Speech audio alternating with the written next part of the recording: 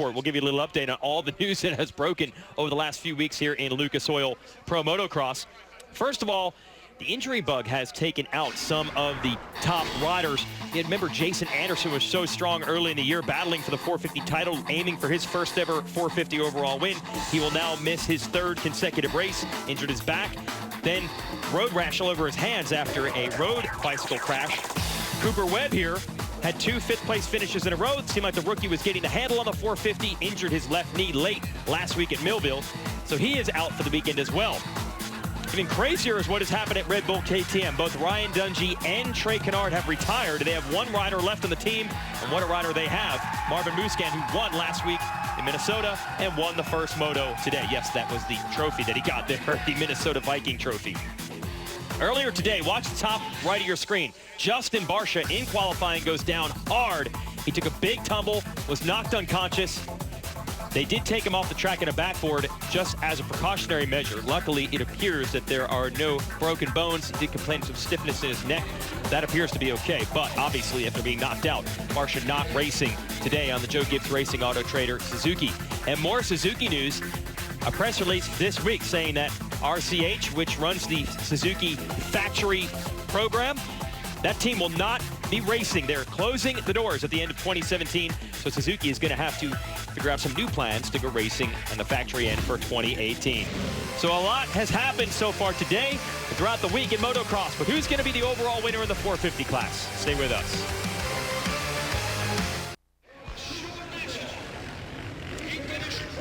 Lucas Oil Pro Motocross Championship coverage continues here on NBCSN. A wild and woolly final moto of the day in our 250 class. We're ready for the final race in our 450 division coming up now. Jason Wygant, joined by multi-time motocross and supercross champion Grant Langston and Georgia Lindsay, patrolling the racetrack all afternoon long. This track has led itself to some great racing. Let's show you it up close and personal. We got the Garmin Verb camera here and our course preview, and you'll see what this racetrack is all about. Yeah, you can tell on the start line here, on board with Ronnie Stewart, Team Rykerbuilt Suzuki on the very outside. Not the ideal starting spot, but if you don't get a good qualifying position, you see Benny Bloss going down. Thanks for the 360 Verb, able to turn it around, see that. He went down by himself there, and then horsepower hell. Look at that roost. You can almost feel the pain. Oh, well, that's one way to do it. Creative line. Yeah, all the way off the side. So that's your Garmin course preview. Ronnie Stewart having to do some work from the back. Let's put the red arrow to work with our MX versus ATV track map.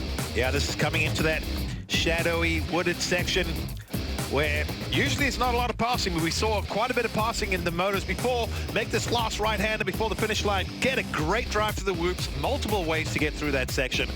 Over the Lucas Oil finish line jump. Then this part of the track, a couple switchbacks, right, left. We've seen the lines changing up a little bit here. A little tough to pass, but definitely a place to gain or lose time.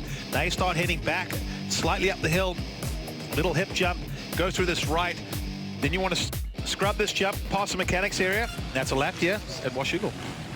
WASHOUGAL is one of the most beautiful tracks that we have with the natural terrain, the trees. It's lovely up here. However, it is famous for one thing, and that is that whoop section. It's about the length of half a football field, if you kind of put it at that. But the whoops that are in that section aren't normal for an outdoor track. It's more of a stadium kind of thing. They're really tough, they're tricky, and you can do different rhythms through them, and it's right before the finish line. We're going to see a lot of action in there.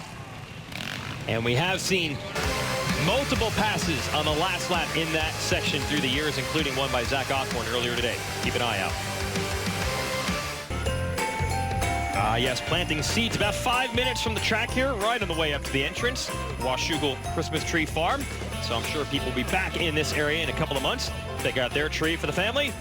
So Christmas is coming in a few months. A little bit closer than that is more racing. In Lucas Oil Pro Motocross, we have this weekend or next weekend off after this race, and then we'll resume at Unadilla Valley Sports Center in upstate New York. Live coverage on MAV TV. Second motos will be here on NBCSN at 7:30 Eastern at Unadilla. Great racing. It's been going on all year long. The coolest trophy I have is the one from Hangtown this year. To go 1-1 and win that big one, it was a really awesome feeling. I think any trophy that you can use in your house is something you can actually use it for, and that's my favorite type of trophy, and that would be one from Hangtown. I turned it into basically a coffee table. One of the coolest trophies I think I have is a guitar from Glen Helen. They custom built, and you know, that's the cool thing about the Motocross series is they have very cool and unique trophies. Did recently, so it's getting tense there.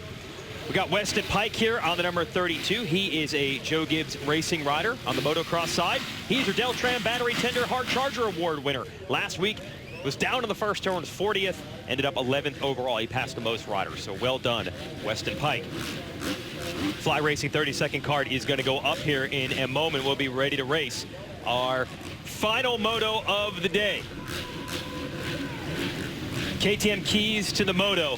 Marvin Musquin won the first moto in the KTM. What does he need to do to win the overall? Well, at this time of the day, grip is down. So with lack of grip, you've got to be very cautious on how you get around here and the shadows on the track. It's late in the day. You can see that tree across the track. Long shadows. Be careful through there. And, of course, the mental demand this track brings. You've got to focus on all the other things to make sure you don't make that big mistake. Come out of here as a winner. Card is sideways. Revs her up. Gate is down.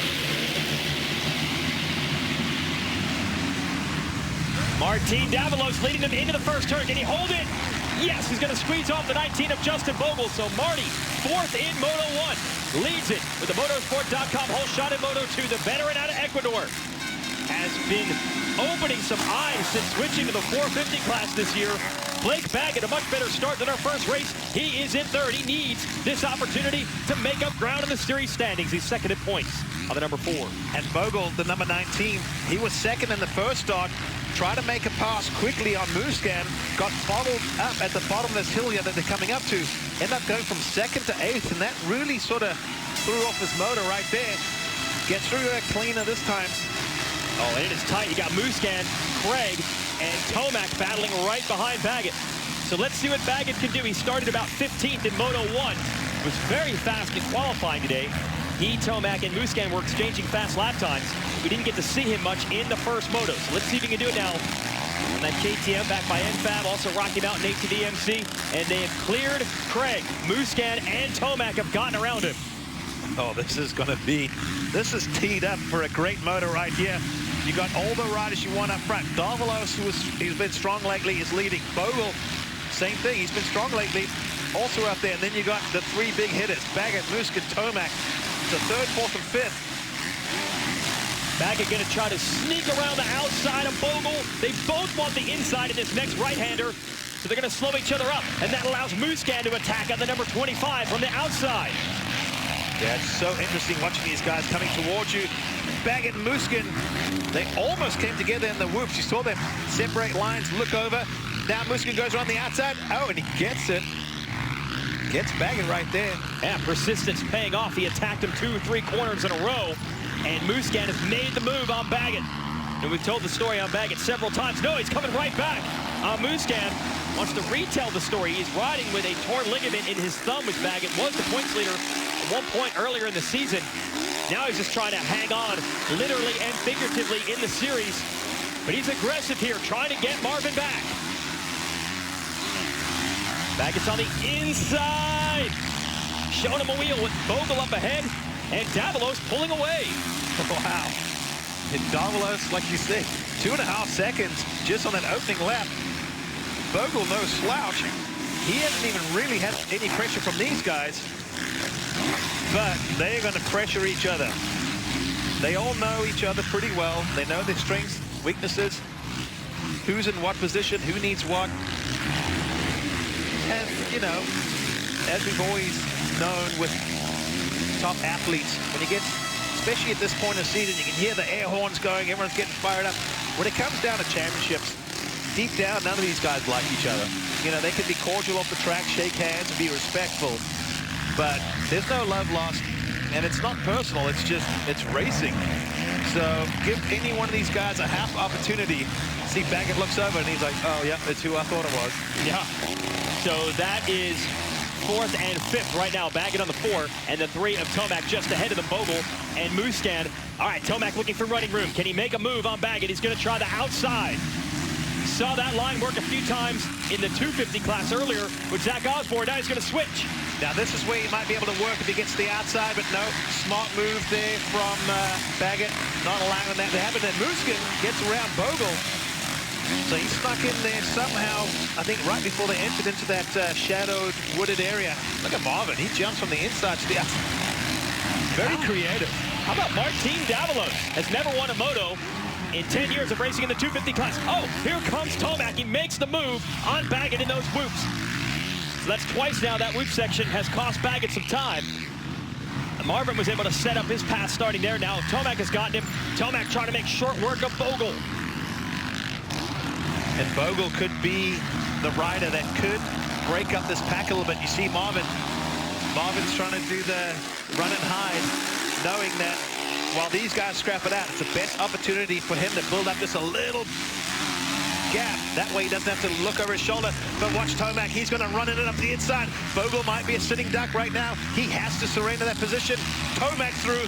He saw Muskin starting to make a run for it. Wow, that was impressive. Tomac managed to get that bike stopped and make that corner and still hold the inside.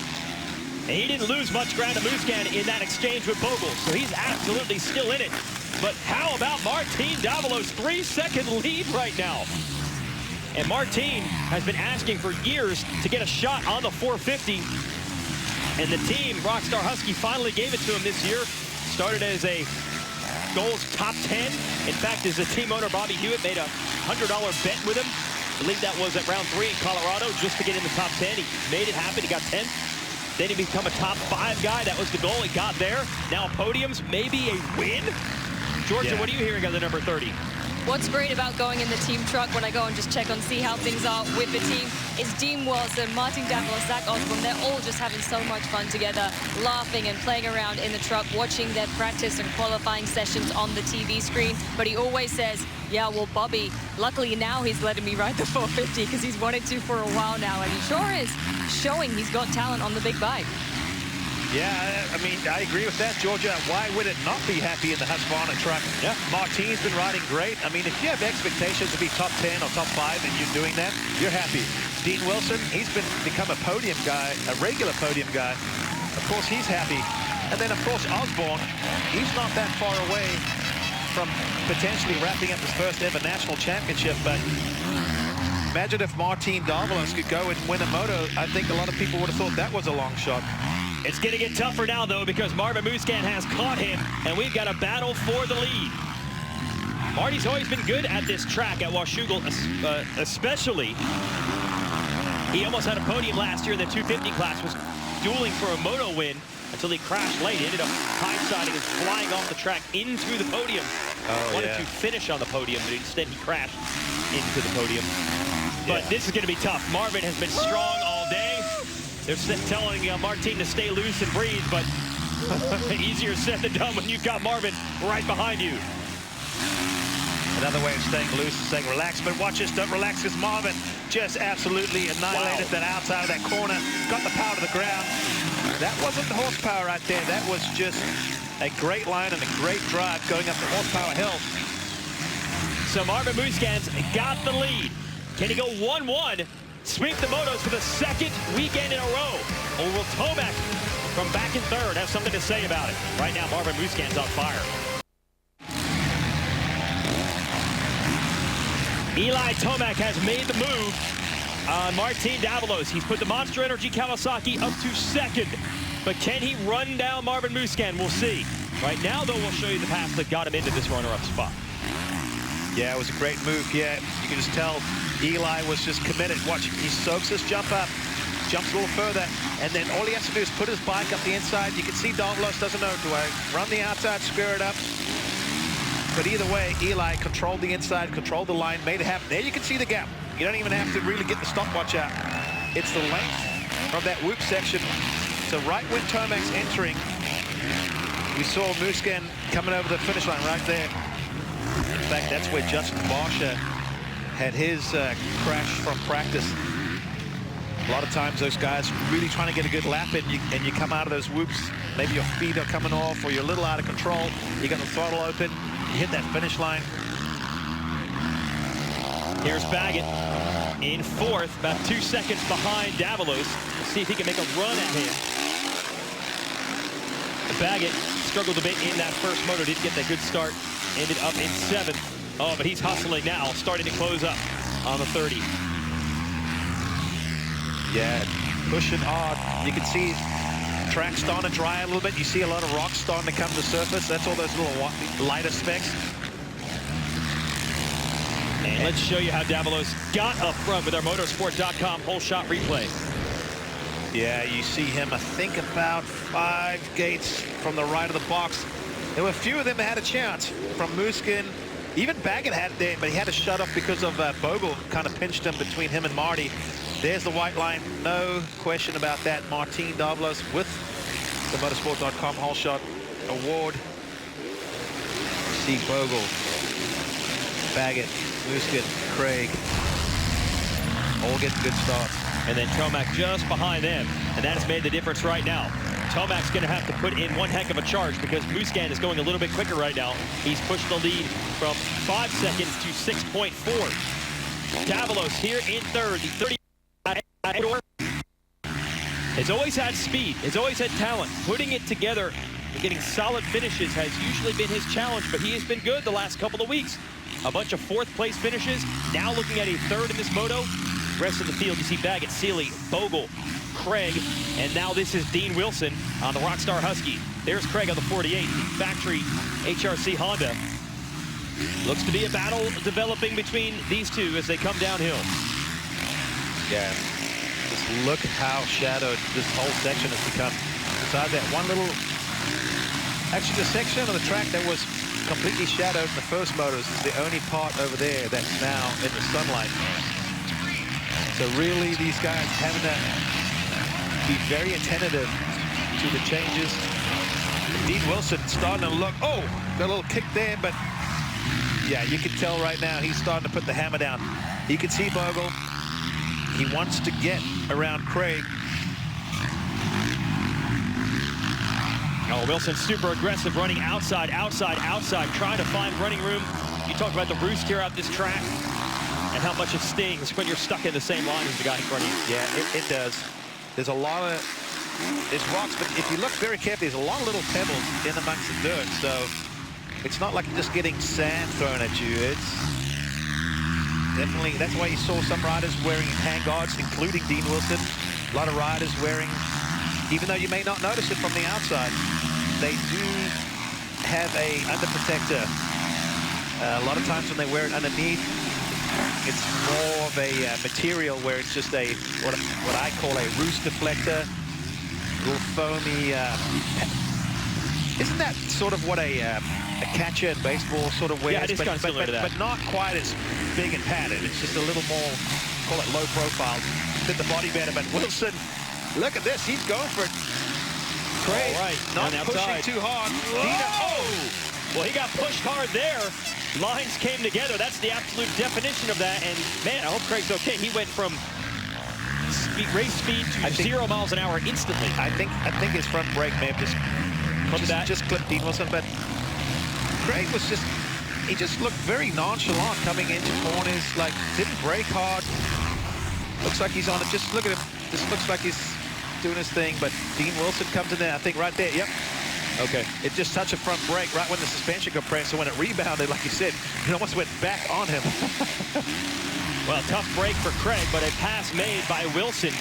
It has been a renaissance season for Dean Wilson with back-to-back podiums.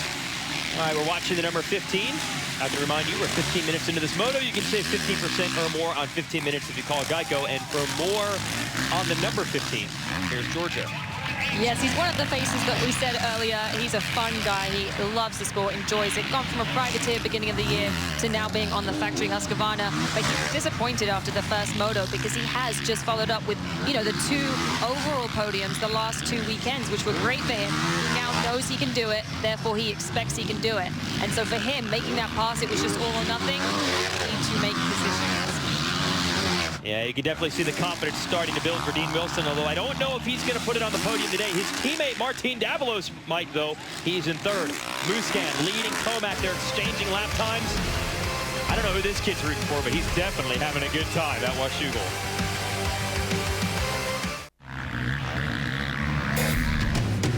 Tomorrow, skateboarding's elite bring their best tricks to the California coast. Dew Tour Long Beach.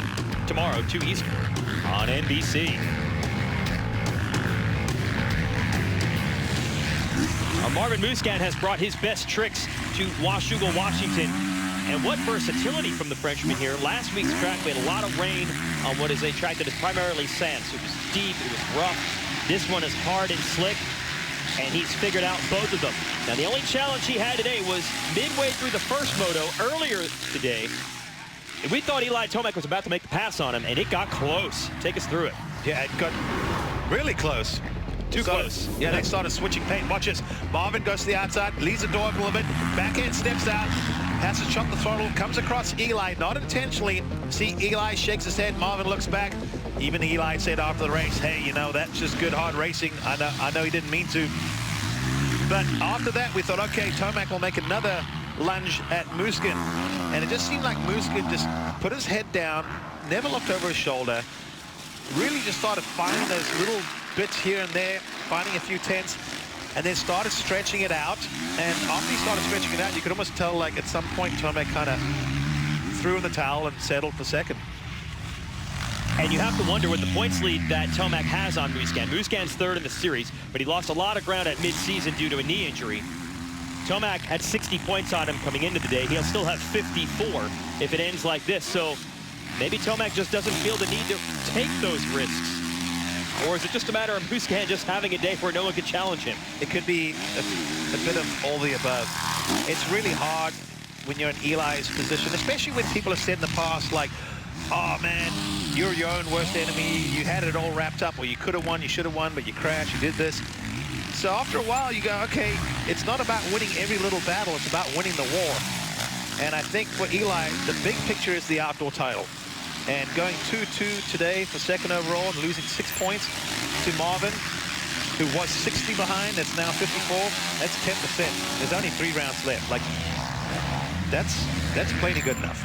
Yeah, he's just trying to avoid the big mistake right now and try to slam the door on what would be his first ever 450 Lucas Oil Pro Motocross Championship. Eli Tomac, this is just another run up the ladder for him today.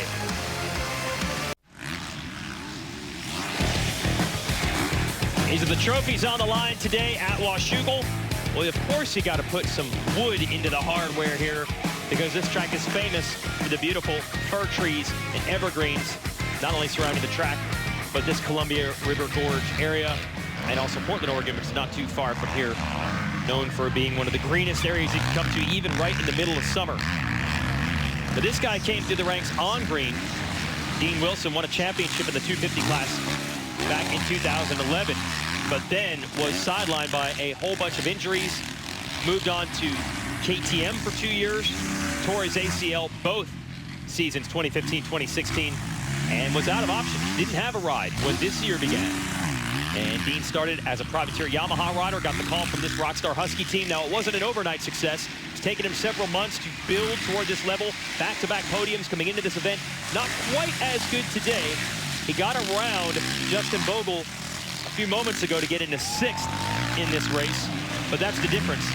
When the season began, Dean wanted top 10, so he'd be happy with a 6, but now after back-to-back podiums, 6 doesn't sound so good. It shows you how far he's actually advanced. Well, you keep raising the bar. Yeah. I mean, you don't settle. There's 32, that's Wesson Pike. Got a boot buckle off, but sitting quite pretty in 9th there. And Pike did not get a great start in this moto. He was very good in the first moto earlier today. Ended up finishing up in 6th, but now in 9th. But you can tell he's still pretty aggressive. Wilson was in 6th, then it was Bogle 7th, Noren 8th, and this man Pike. Now his teammate Justin Barsha out for the day after a huge crash in qualifying. Barsha had just logged the 3rd fastest lap of the section. You see the upper right. Right after the finish line, he high sides, hits the ground hard. It was pretty scary because he was laying there motionless. Of course, whenever you see an athlete not moving any of their limbs, that's a scary situation. We red flag practice, took a long break to make sure he had the proper care, and now we do have an update on Justin Barsha. Georgia? Yes, thankfully, it's so good to hear good news when you're in the motocross industry. But I just spoke to one of the team members, and they said that Justin has been released from the hospital and is just obviously going to take the rest of the day off to relax and recoup. He did hit his head, and that was the main issue they were worried about. Did everything possible to take the right precautions just in case. So Justin Barsha, we're thinking about you, and we hope you make a full, perfect recovery coming back to racing. And then also his teammate who got 10th in Moto 1, Matt Bisceglia, he actually ended up crashing in the second moto and having to leave the race. Not the best of days for them, I guess. No, Bisceglia is actually... Cunningham bike didn't fire up in the 250 race. Well, Bisceglia has actually been loaned over to the RCH team. That's the camaraderie that this JGR Suzuki team and the RCH Suzuki team had. They've actually loaned Bisceglia out to fill in for the injured Brock Tickle. So both teams kind of working together. This is Pike, who we mentioned had the good first moto. Just ahead of him, you got Noren on the 40, Tylube Honda, and Vogel. And it looks like Pike is catching both of them, and he might have time to get them both. Marvin Musquin has got, he's got a 16-second lead, aiming for 4 straight moto wins and 2 straight overalls. And it's Tomac, Davalos, Baggett, 4th, Seeley 5th, Wilson, then this pack. Vogel, Noren, Pike, Christian Craig after that crash is 10th. Then it's Bloss, Alex, Heft, Miller, and Tommy Week on the local products. It's good to see him coming out here and racing today. He's in 15th. Noren making the move. Vogel is definitely headed to the back now. Yeah, his lap times have just completely fallen off the map. He looks done. Now, he had a big crash in our first moto last week at Millville. And then he told the team, he's like, look, I'm going to go out Moto 2. I'm going to just try to whole shot and run strong for a couple of laps. That's exactly what he did. He actually did lead it for a bit and faded just like this. So I wonder if maybe the effects from that crash, something has gone wrong for the 19 on the RCH Yoshimura Suzuki. Really friendly rider, originally out of Oklahoma. As you mentioned, he has now moved to Florida to train under the guidance of Ricky Carmichael. Really, Ricky Carmichael's mom, Meanie Jeannie. She's the one that really cracks the whip down there, but it has not worked out for him in this moto. And as we mentioned earlier in the show, that team, RCH Yoshimura Suzuki, they are not going to go racing next year. So Suzuki will have to change their racing plans. A lot of people presume that means more support for JGR, since RCH is not going to come back. But that's certainly not written in stone or on a contract yet, so no one's exactly sure what direction Suzuki's going. But if you're Brock Tickle or Justin Vogel, the 2 contracted riders at RCH, that means you need a new deal from someone else for next year. Christian Craig comes by. We're going to have a weekend off, Grant, and then we're going to have 3 more races.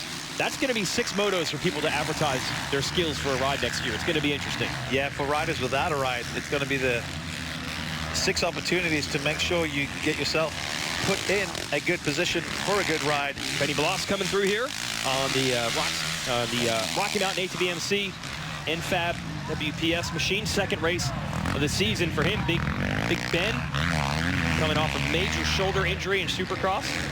Yeah, we haven't had a chance to talk about him that much, but between last week and this week, I think good results, you know. Finishing the motos, getting points, looking a little bit better, looking a little stronger. Of course, here's the thing. If you're coming off injury that you've been out that long, no matter how hard you train or trying to get back, at this point of the day, you're fatigued because you're not fully in the groove like the other riders. So I'm sure he's quite happy for that checkered flag to come out as soon as possible, especially when in this situation. There's no one right in front of you. There's no one coming right now. Like, just throw the flag, call it quits. We'll all be happy. Yeah, he's just going to miss top 10. He's 11th, and his teammate on the NFAB back, KTM Dakota Alex, will be next at 12th. How about that line? He was all the way on the left. We haven't seen that much. Well, he can make anything work. He's 6'5". He can put that bike anywhere he wants on the whoops. Baby Giraffe. Yeah. And then there's Alex hopping through the whoops. Next will be, oh, it's good to see the privateer Henry Miller back in this. Miller was at 81, just came through. Remember, he whole shot 2nd moto last week and then crashed about 2 seconds after getting that whole shot. And he's been doing a lot of this, hovering around the top 10, a couple motos in the top 10, a couple of 13s like this, and he doesn't have much support. Trigger Racing Yamaha team just trying to help this young rider out. And Miller has opened up some eyes for sure. This summer was, I believe, 8th overall on Southwick 2 races ago against all the big factories.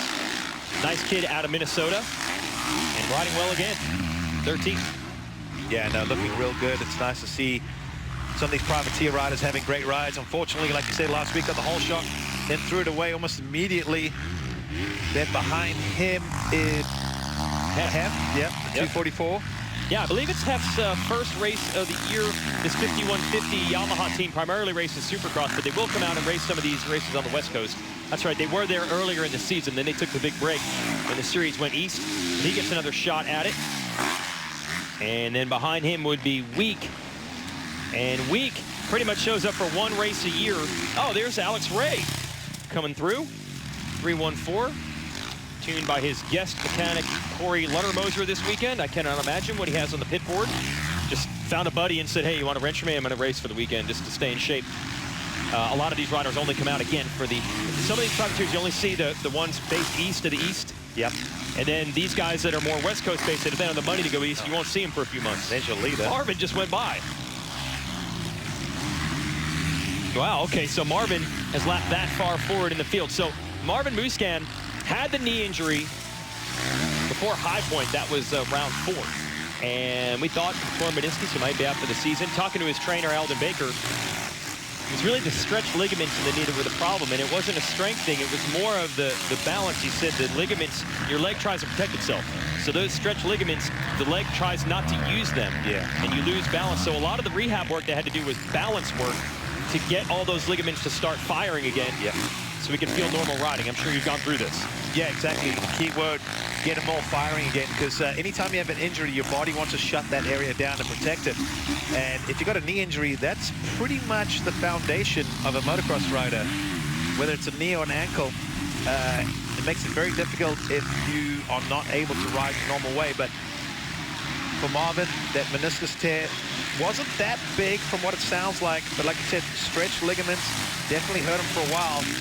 But we're talking with the crew and the group over there and his wife, you could tell, I like the fact they were very honest about it and said, hey, you know, the good news is it's getting better. And I was like, oh, that's good to know. That means there's hope. White flag out, last lap. Basically a parade lap now for Marvin with a 15-second lead. Jason, you could even finish this last lap for him and get it done. I don't know. He stumbled a bit in that corner. That's maybe my style, too, there. That's been about the biggest mistake we've seen from Marvin Musquin. So he's pretty far back at points because of the points he lost with the knee injury. He also had a problem with the brakes and couldn't finish a moto in Tennessee. Crashed out of Southwick. Not related to the injury, but just a big crash. All that has put him in a big points hole. But he's going to go into this weekend off with 4 straight moto wins and 2 straight overalls. Jeff Emig always used to say when he put up these last end of the season charges, momentum is just as valuable as points. He is beginning to gather a whole lot of momentum right now. Yeah, he is. Because, of course, no matter what anyone says or tries to tell you what they think, when you go into this little break, any rider's going, oh man, Musquin's been on fire lately. Now his knee's better. Like he's the guy to beat. So if you're Tomac, you don't want to get in that sort of groove of, oh, I'll just finish second the rest of the season, because that you don't really want to end the season like that. You want to end in style. You want to cross the finish line with the lead, hands in the air, like, yeah, I did it the right way. See the fans really acknowledging Musquin. He's cheering. That's his wife, Matilda. She's got that, it's almost orange, but it's slightly salmon dress. I think it's a good luck charm. But it works. Every time I see her wearing it, Marvin tends to be near the front. Okay, she's going to wear that. Get it in the laundry and wear it again at Unadilla in 2 weeks, which is another track that is very good for Marvin. He's got enough room to coast around and just acknowledge the fans here. The very friendly Frenchman. We've been calling him the leopard seal because as friendly as he is, as smooth as he is on the track, we've seen this year, if you challenge him, he will be aggressive. And he was willing to hang it out this week and last when he needed to, take some chances, and it has all paid off.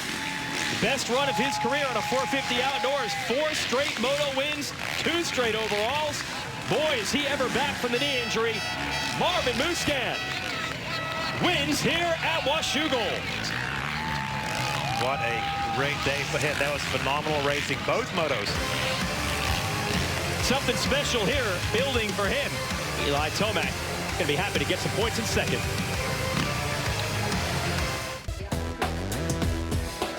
What a great day to end the day at WASHOUGAL for Marvin Musquin. Your second 1-1, taking your second overall podium win in a row. Now for you, Marvin, you got a week off, but it seems like your momentum and strength is just carrying on further and further for you. How are you feeling at this point in the season? I just feel like after I hurt my knee, we put in some, good work and work on technique, especially on my left turns, not to hurt my knee. And, we've been working really good, down in Florida with Alden Becker and the other guys. And I feel like my technique improved. We changed a couple of things on the bike. And since a couple of races, my bike is running really well. I mean, I feel like I'm going so fast up the hill. One time I almost looped out. That bike is so fast. The suspensions are working really good. I like to thank Jim and Mark. We made a little change for the second moto, and for sure it helped. More comfort on the bike, and thanks, guys. I like to thank also Roger DeCoster. He's not here today, so I think that's maybe this first race that I missed since ever. So thanks for the support. Ian at the team, obviously Frankie, my mechanic, and Mathilde, my wife. Thinking about, also my brother and my parents. I'm so happy for them, I'm sure they're really happy when I do good. So thank you to them and all my family, friends. Yeah, I'm happy. I know, like I said last weekend, the championship almost over, but we're just fighting and having fun right now and enjoying the riding. So thanks to the fans. It was a good show with Eli. Not too far. I could hear the crowds so much around the track. So yeah, thanks to all my sponsors. Love you guys. Congratulations, Marvin Musquin taking his second overall consecutive win. Here's your Lucas Oil race recap. We'll show you how he did it. Didn't get the whole shot. It was Martin Davalos in the 30, the white Rockstar Husqvarna getting it. See Marvin being shoved back to about fourth. He battled it out with Blake Baggett. Then he'd get around Justin Vogel. Then he'd be in second place and battling with Davalos. Yeah, he just goes the long way around, gets a good drive, gets the wheels to the ground, uses all that power he was just talking about on that KTM to get that lead from Martin. Eli Tomac would follow him through. He'd get around Baggett, then go after Davalos. Davalos, no defense for Tomac there. Tomac tried to put in some heater laps, but it wasn't enough to close the gap on the 25. Musquin was definitely the man today at WASHOUGAL. 1-1. Makes the overall easy to figure out. As far as the moto results, here they are. Baggett just trying to hang in there in the point standings. Finishes up fourth. That's good points. Seeley fifth. Dean Wilson sixth. Noren, Pike, Craig, Bogle round out the top 10. We'll give you the rest of the results here to the top 20. Again, shout out to the privateer, the local product, Tommy Week, coming out of retirement in a way to finish 15th. Tyler Bowers, 19th. Good job back to Georgia. Eli Tomac, you still have that red plate. You still have the points lead. You only lost 6 points. You said after the first moto, you felt like second half of the moto, you kind of lost momentum. Did you feel the same thing going into the second one? A little bit. Lost touch a little bit earlier at the beginning of that one, actually, which is the opposite of what I wanted to happen. What I wanted to happen. So I don't know, a little bit of a tough day. We were the second best guy today and did what we could. Gained points on second place, but obviously lost a few to Marv there. So gonna keep pushing. Thanks to Monster Energy Kawasaki, Alpine Star, Oakley, Bell, PPG. Looking forward to the weekend off, regrouping a little bit, and come back swinging and try to get a win. Well, congratulations. Second overall for Eli Tomac and still our points leader in the championship. Yeah, but you can see it there. He's not totally stoked on finishing second, or as he said, being second best guy for the day. How about this? When we total up the finishes, Martin Davalos on the podium. One time he has had a podium finish in his career. That was in the 250 class at Redbud in 2008. 9 years later, Marty's back in the box. Georgia? I can see the smile on your face. 9 years it's been since we've seen you with an overall podium. What does this mean to you? It means the world. I mean, I've worked so hard, and finally Rockstar Energy Husqvarna Factory Racing, they put a bike together for me on the 450. I believed I can ride the bike really good, and it's been improving every weekend. I want to thank them for giving me this opportunity. I'm just so grateful for this day to be alive and to experience this. This is amazing. I want to thank my mechanic. He's working really hard. Red Dog, my trainer, everybody in his family. Practice bike mechanic Brandon. I mean, my wife, my whole family has been supporting throughout my whole career, and they're true believers, and that to me means the world. So I want to thank everybody. The fans are amazing, and you know, it felt good today. I'm proud of myself. Huge congratulations. Third place for Martin Davalos. I think there's more to come in the tank from you. How about that team putting 3 different riders on the podium at 3 different stages of the season? See the points. Davalos is 8th. That's not too bad. Anderson idle today with the injury, drops back to 6th. Muiscan's got it down to 54 points. Getting a little closer, but 6 motos to go. He's going to have to hope for a mistake or 2 from Tomac to really make a race out of this. Give you upcoming schedule in the championship here. We have a weekend off. Then we'll resume at Unadilla. It's a stretch run. Last 3 races of the year. Then Budds Creek, not too far from Washington, D.C. there. Mechanicsville, Maryland. And Ironman Raceway, our finale August 26th. That's round 12 of 12 outside of Indianapolis. Back to Georgia. 3rd and 4th overall, 4th and 5th overall, sorry. Cole Seeley, I know second moto, I'm sure you wanted to be overall on the podium, but it was a good finish, and now you got a weekend off. What's your plan going ahead? Yeah, I actually totally forgot about that. But yeah, no, we're wrapping this championship up pretty good at the end, so I'm definitely happy. Track was very, very tricky today with all the shadows and stuff. I saw Martin up there, and I really tried to push forward there in the middle to try and catch him, but he was riding really good. So yeah, just got to hand it off to my my team, Honda, HRC, Troy Designs, Spy, Alpine Stars, Adidas, everybody that's behind me, and my family back at home, my girlfriend that came out, and my trainer Blake. So yeah, it's a good weekend. Congratulations, Cole Seeley, taking 4th overall. The other side of me, Blake Baggett, true fighter spirit from you. I know you're in pain. I know your injury, it's been tough to ride, but you're still, you know, you've got 5th overall. You got a weekend off. Do you think you got time to recover?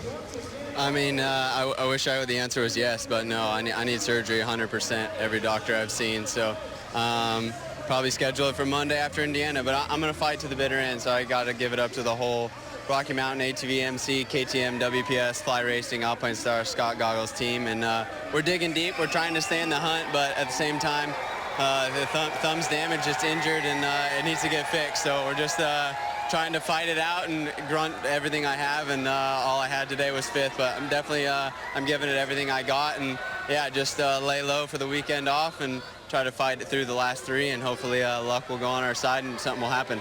Congratulations. Well done, Blake Baggett. All right, for everyone here, thanks for joining us. Well, the weekend off, we'll see you at Unadilla. For Grant Langston and Georgia Lindsay, I'm Jason Wygant.